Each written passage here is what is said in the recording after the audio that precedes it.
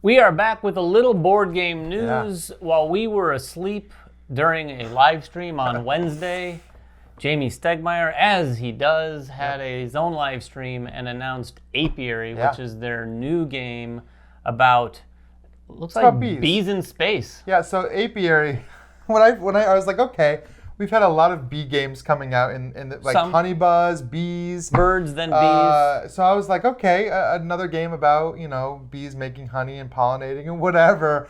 And as soon as I saw the cover, I was like, oh, this is not what I expected. Not quite. It literally is. It's thousands of years in the future, well after humans have gone their way and the planet was left unchecked. By the way, extinct is what he means. It says gone, or in quotes, maybe extinct. Anyway, that whatever. Bad things happen to humanity. It was our own doing. The bees now have kind of evolved to be the dominant species of Earth, and not only the dominant species of Earth, they've actually invented space travel. Yeah. So like they're like these technologically advanced, futuristic, evolved bees that still, function like bees. They build hives, they do all that bee stuff, but now you're doing it in space and you're going out to different planets to collect resources and stuff. It looks very cool. It is a worker placement game. We'll talk about kind of what the game is doing. We had a chance to breeze through the rule book a little bit to sort of gather some of what's going on. Jamey had made some comparisons that I was curious about. He'd mentioned Teotihuacan, Tzolk'in. Honeybuzz? Well, Honeybuzz, I think the comparison there is obvious. Euphoria, which is his own. And Euphoria. One of the first He always Stonemaier sneaks games I one of his own in there in the comparisons. I have noticed that. No, but the Teotihuacan was the one that I was most interested in. And after reading the rule book, I see the connective dots there. Sure, it definitely has that vibe. The workers have a growth sort of thing going on. So as you put workers out, they're going to age up to sort of like power level 4 eventually, at which point they have to hibernate, which you've played more Teotihuacan than I have. Yeah. But that's reminiscent of what's going on with the dice. It is reminiscent. They've done a different thing too. They've added it's almost like this push your luck element. Because when in Teotihuacan, when you evolve, when you do whatever and you hit 6, you get some bonuses or whatever. But a lot of the actions that you take in Apiary have a basic action, like a core action. Yeah.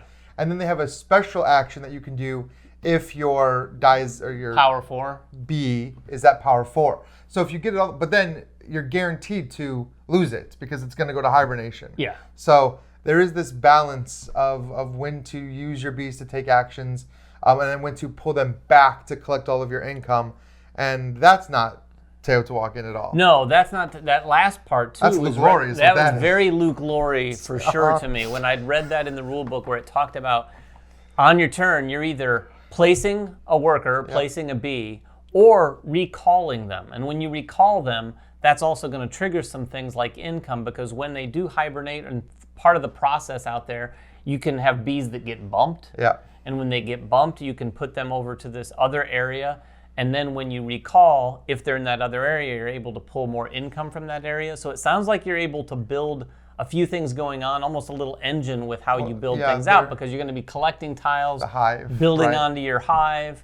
There's like, I think 20 different factions. 20 different factions. Now it does seem that the only difference between faction to faction is your starting tile because and each starting tile gives you a special ability, a special in-game scoring condition, and some starting resources. And so that's going to be kind of the variableness. But the fact that there's 20 of them is kind of crazy. Well, it also looked like you were modularly setting up what you had going on. You had that tile, but you had there's like a little player board area. looked like it was going to be different than everyone else's too, but you're putting those things together. So it has some really interesting mechanics going on. Yeah, I mean, for sure. I love worker placement games. And this is, again, kind of like Teotihuacan, but not really. Because a lot of the actions, like there's this whole push your luck element too, not just of trying to get your bees up as high as they can, but a lot of the actions are going to score based on the total value of all of the workers that are there. So if you're waiting too long, if you're waiting for an action to get super juicy, somebody or even 2 players might recall and bring all of their workers back, and now all of a sudden that action is not as good. I like that kind of. I'm really excited to see that aspect in play and wonder how that makes the games feel dynamic when you're just like watching other players. Because normally in a worker placement game, you're hoping that other players rest so that they pull their workers back and you can go to those spots. Yeah, but there is no blocking. But no, this one you can just bumping. But bumping, it's kind of like you don't want to necessarily bump, because I think that's what the upside for the other players getting bumped is that income, or at least a juicier income that they're going to get when doing that. Yeah, so you're doing the opposite here. It just looks like it looks very interesting. I mean, it has a lot of elements that I like: tableau building, engine building, worker placement, all that stuff. Very Euro-y. I mean, I know Jamey has a wide range of games in his catalog, but it feels like, what's the last sort of Euro-y game? What you call Tapestry pretty Euro?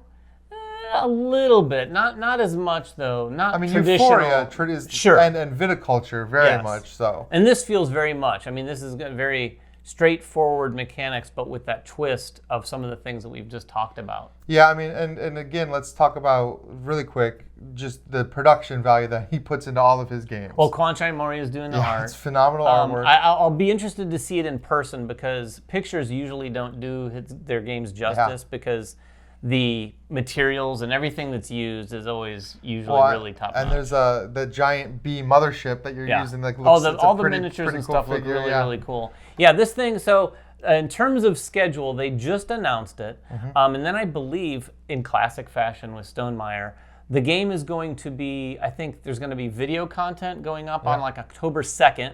Spoiler alert, it's not going to be us. Jamey!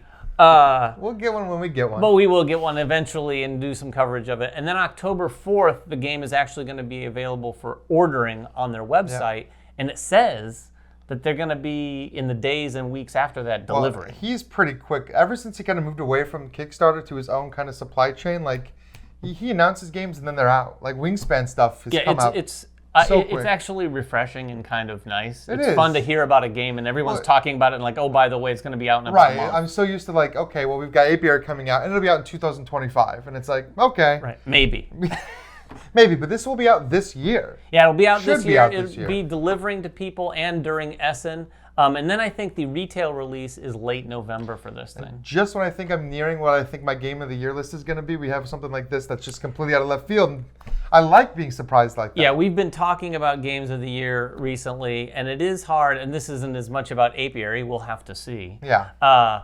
But so much starts to come out here now in this time it's like frame, Academy Award season. leading up to Essen and right around the Essen time frame, that like we kind of have to like check all of the things that we thought were going to be on the list and reevaluate. Yeah, so I'm very excited to play Apiary for sure.